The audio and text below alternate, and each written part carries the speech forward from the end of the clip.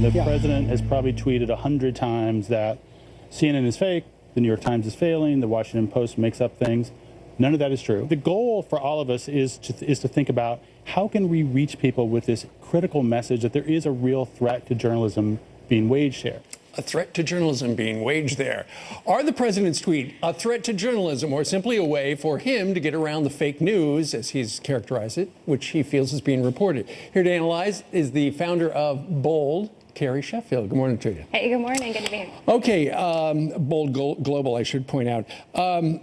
So what do you think about how the president, clearly he's a consumer of television and media, and if he's at home and he sees somebody saying something that he does not think is right, he's going to start tweeting and correcting the record. Exactly. He is exercising his First Amendment rights, which is what every president should do.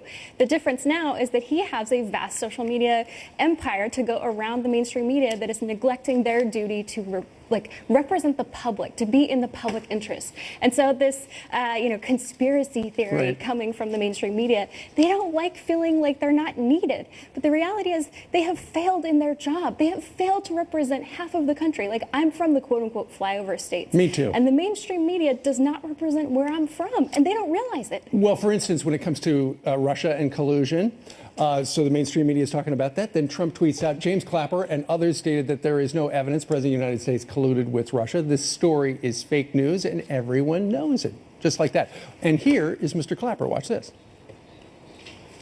I saw no direct evidence of political collusion between the campaign and the Trump campaign and the Russians.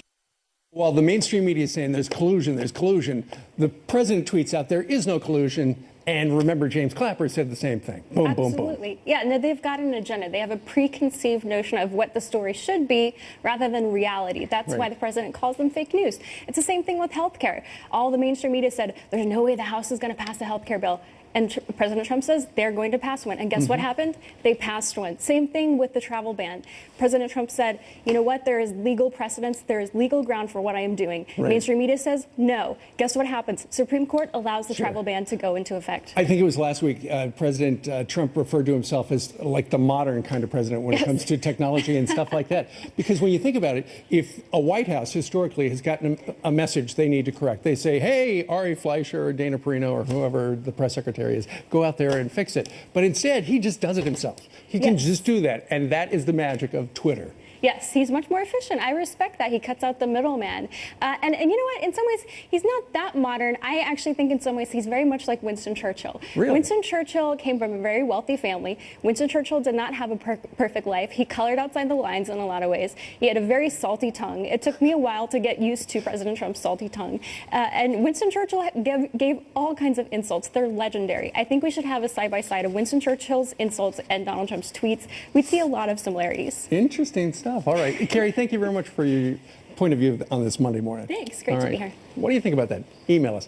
Meanwhile, next up on the rundown, Democrats likening a dictatorship after this photo of Ivanka Trump taking her father's chair at the G20. Is that fair?